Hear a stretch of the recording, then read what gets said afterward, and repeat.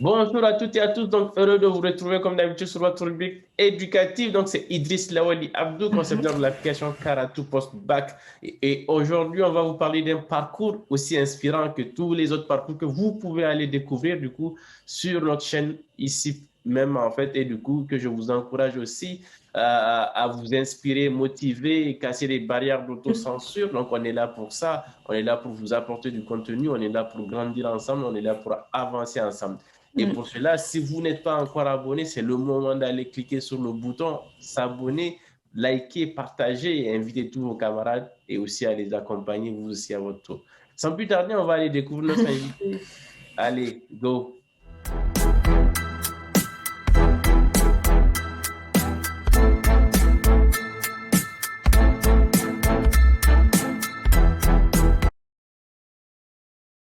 Donc, bonjour Ayana, Bonjour, comment vas-tu?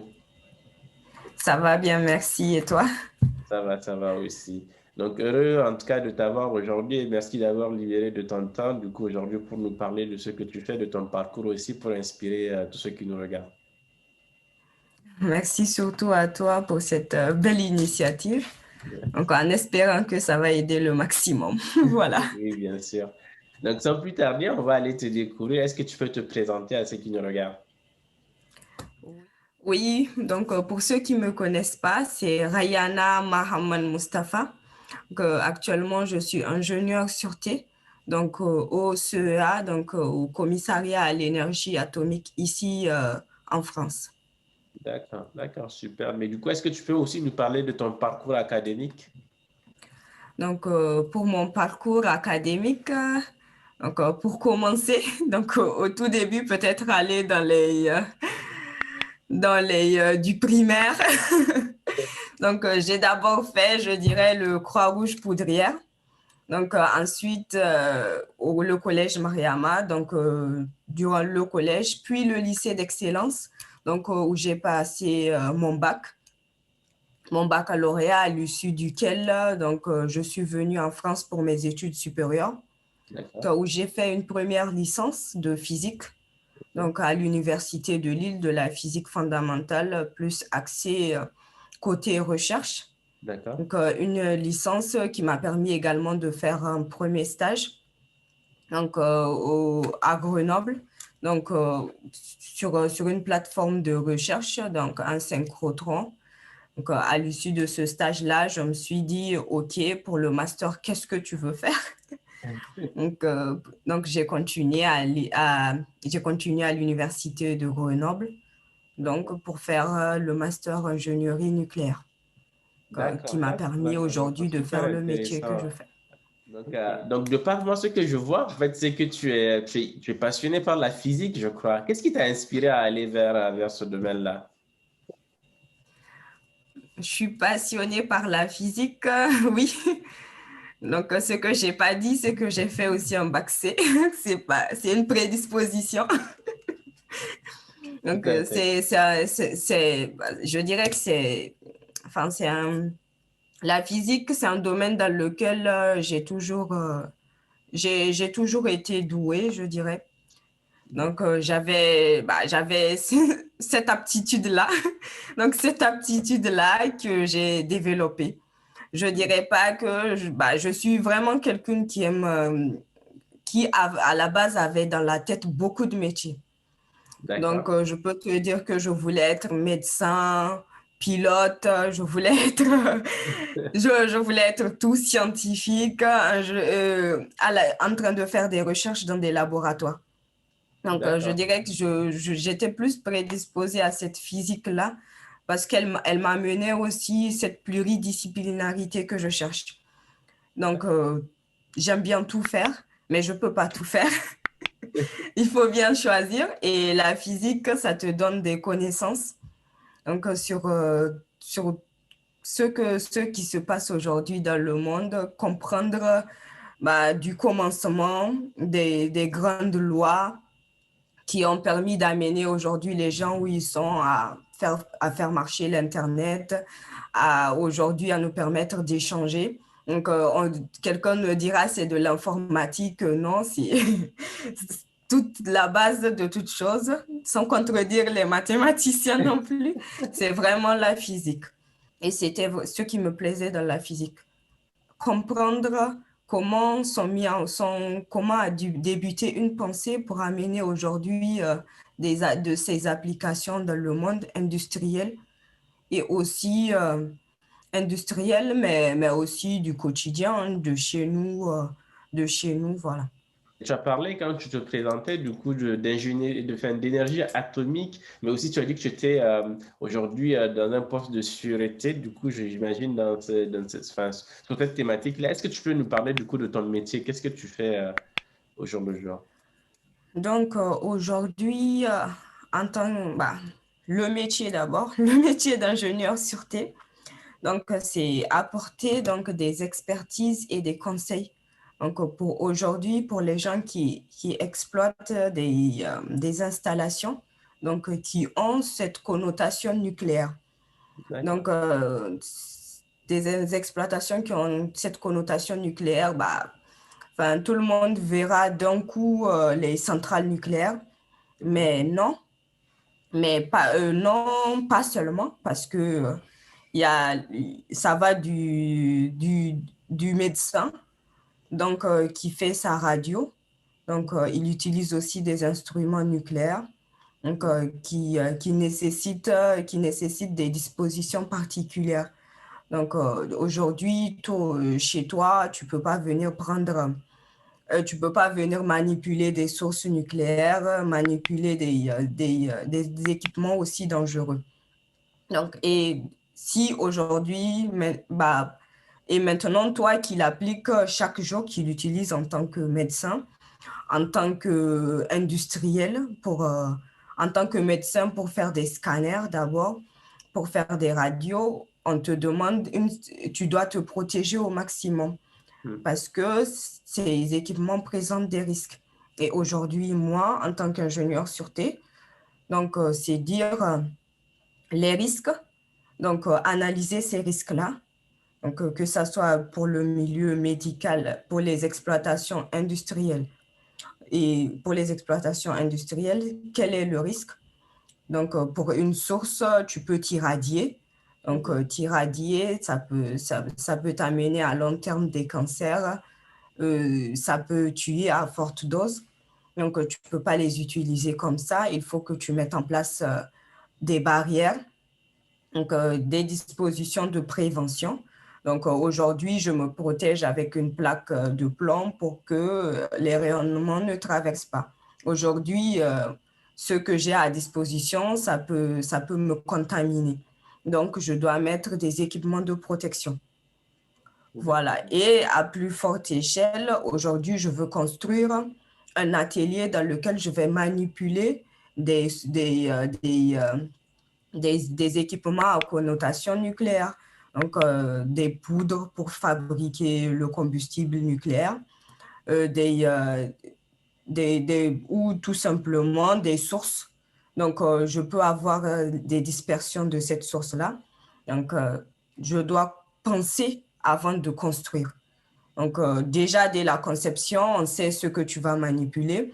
OK, donc tu dois mettre des détecteurs, tu dois faire ça, tu dois faire ça. D'accord. C'est donc de la prévention, après de la limitation aussi parce que on a beau tout mettre en place, donc il y a beaucoup de facteurs qui jouent.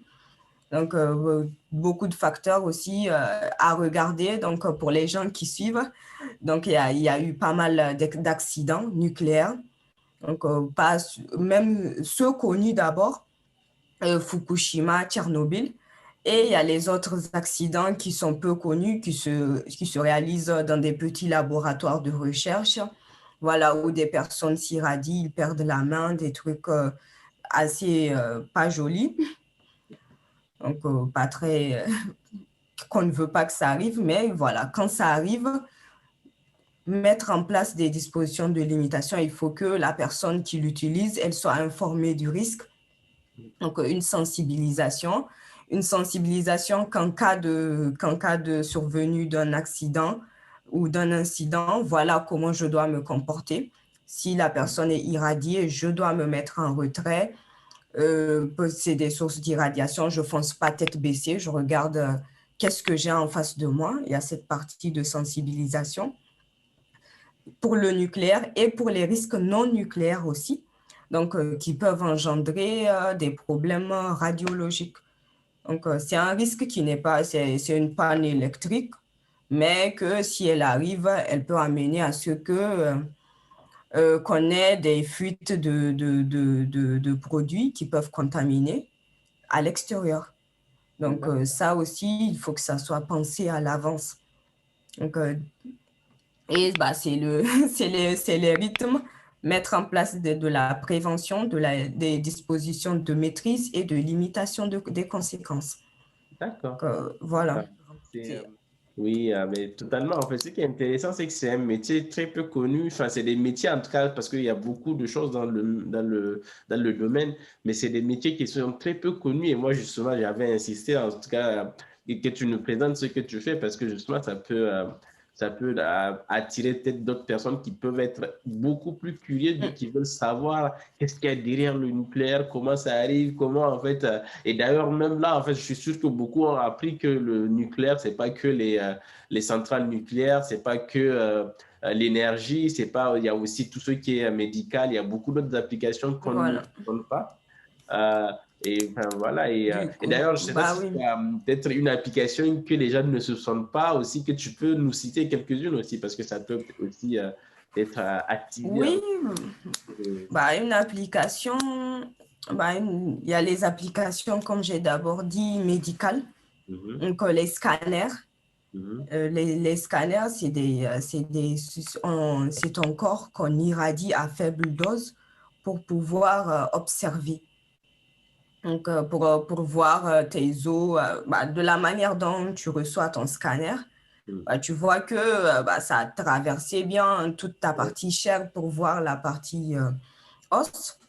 Il y a les IRM quand on t'injecte des produits nucléaires, des produits bah, qui sont des radioéléments. Donc, pour que ton corps rayonne. Donc, et c'est ces rayonnements qui seront captés par les machines médicales pour sortir cette image-là que tu reçois chez toi de l'IRM de ton cerveau pour voir s'il n'y a pas d'anomalie. Comme application, pareil pour ceux qui souffrent de cancer aujourd'hui, les traitements par radiothérapie. C'est aussi des rayonnements c'est des rayonnements pour qu'on utilise pour te traiter. Et c'est pour détruire les cellules. Donc, il traverse bien ton corps et détruit les cellules. Donc, ça peut aller dans le bon sens. Ça, c'est maîtrisé. C'est des applications qu'on maîtrise aujourd'hui. Donc, on peut les faire sans risque à ces gens-là parce que pendant des années, on a développé des sciences là-dessus, on sait comment ça marche, on sait maîtriser, on sait maîtriser de telle sorte que ça n'aille pas jusqu'à tuer cette personne.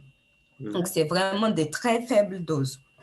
Après, une application à laquelle je saurais me rapporter dans les usines, enfin, après au Niger, je ne sais pas si on utilise, mais quand tu fais de la soudure, donc, on utilise également un appareil très irradiant pour voir s'il n'y a pas de défaut dans cette soudure-là. Donc, pour les gens qui réalisent ces genres d'activités, ils l'utilisent très souvent. Ah ouais, il y a beaucoup. Et et c'est les pires accidents qu'il y a aujourd'hui. Donc, ce n'est pas vraiment les centrales nucléaires, mais c'est ces gens-là qui peuvent perdre des sources. Donc, qu'ils utilisent, que quelqu'un prenne, il l'emmène chez lui en pensant qu'il vient de ramasser une pièce de monnaie. Et on se retrouve avec toute la famille, donc contaminée, et qui peut aller jusqu'à la mort. Et c'est déjà arrivé. Voilà. C'est hyper dangereux en fait. Et les gens ne s'en rendent pas compte, mais c'est vraiment hyper dangereux. Et merci d'avoir cité tous ces exemples-là et aussi d'avoir. Je me suis rappelé d'un exemple, le contrôle des bagages Ah quand ouais. on va à l'aéroport. En fait, c'est tous les rayonnements X du coup, en fait, qui sont du coup. lié à tout ce système-là. Ouais. Super intéressant. OK. Alors, on va continuer du coup de la découverte de ton parcours. Du coup, est-ce qu'il y a beaucoup de femmes qui sont dans ce domaine-là? Oui, donc c'est un domaine, bah, je dirais comme tous les domaines, il y a beaucoup de... Ça a très forte composante masculin, mais, ouais, mais il y a aussi beaucoup de femmes qui y travaillent et qui s'imposent bien. D'accord. C'est, c'est un domaine très ouvert et très accueillant pour les deux sexes et aussi, et principalement pour les femmes aussi. Ok, super intéressant. Mais du coup, est-ce que c'est un domaine aussi qui paye très bien? Ou qui paye bien, on va dire finalement? Parce que l'idée, c'est beaucoup de jeunes, en fait, Oui, quelque chose qui on paye. aimerait tous travailler pour la passion, mais derrière, il y a des factures à assurer. Oui. Donc, oui, oui, c'est un domaine qui paye. Après, voilà, paye, mais pas, enfin, paye, mais il faut pas que les gens se fassent de fausses idées. Donc, des fois, tu vas sur Internet, tu tapes salaire d'un ingénieur sûreté nucléaire, tu vois un tel chiffre, tu te dis, OK, si je le fais, la première année, c'est ce que je vais avoir, ou c'est ce que je vais avoir dès que je commence à travailler.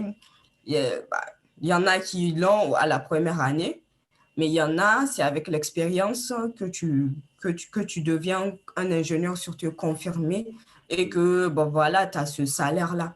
Ok. Donc, ça paye bien. Je n'ai pas gardé les tranches.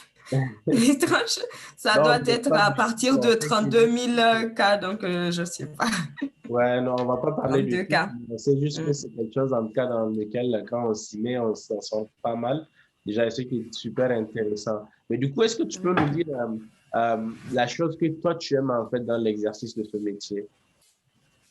Dans l'exercice de mon métier, j'aime bien tout ce qui est tout ce qui est pluridisciplinarité, c'est que j'ai déjà dit que j'ai retrouvé dans la physique que je continue d'avoir dans mon métier. Donc, j'ai toujours beaucoup de thématiques. Donc, j'ai des thématiques qui vont juste sur, sur les opérations que réalise une personne, quels sont les risques quand aujourd'hui, toi, tu décides de prendre un colis. Donc, quelles sont les opérations à risque pour toi? Donc, ça va dans un domaine, tu vois, un peu moins scientifique qui va dans de la qualité jusqu'à des domaines d'électricité, de confinement.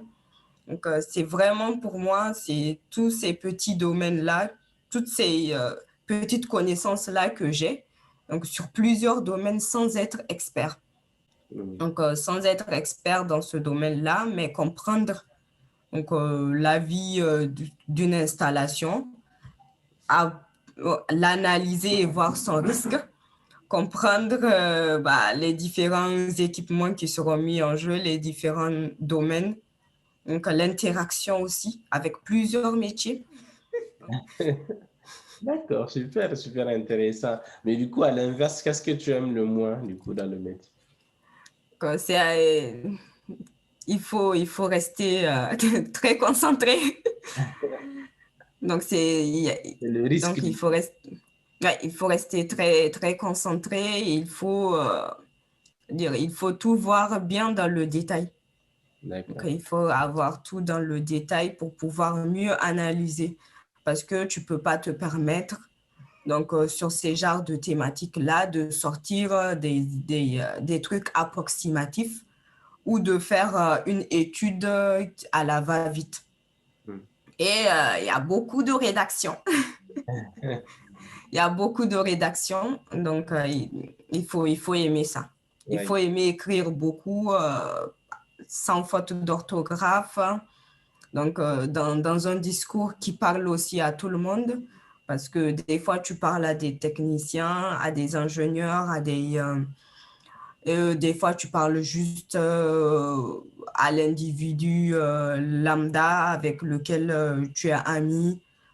Donc, pas, tu, quand c'est, enfin, tu es tout, c'est un domaine où tu dois vraiment maîtriser, je dirais, maîtriser le discours que tu donnes aussi. D'accord. Ok. Et super. Et du coup, pour toi, quelles sont les qualités qu'il faut avoir pour travailler dans ce domaine-là? Donc, comme qualité, moi, j'irais sur de la rigueur, beaucoup être curieux aussi. Donc, curieux pour savoir si aujourd'hui on me donne juste le nom de l'installation et les plans, dire est-ce que vous n'avez pas dans le passé eu telle information.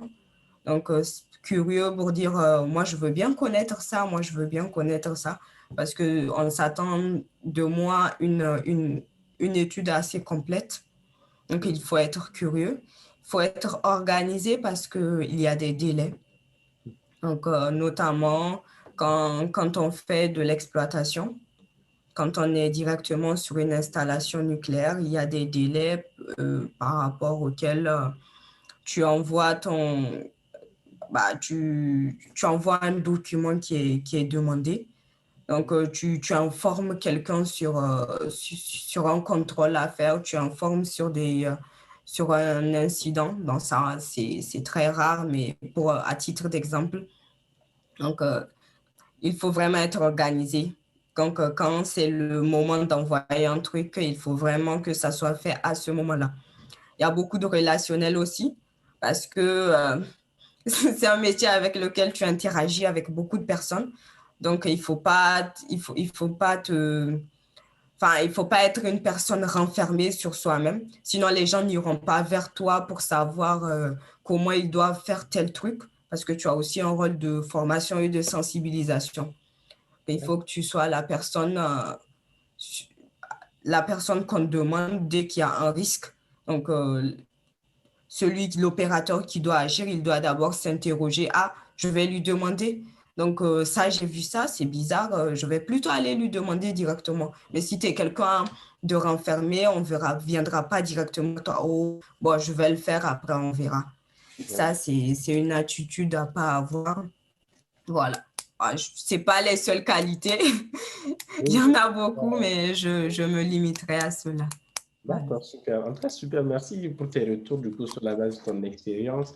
Et on est quasiment, du coup, à la fin de l'échange, de cette discussion. Est-ce que tu as, du coup, Mhm. des conseils à donner à ceux qui veulent aller vers ce domaine-là?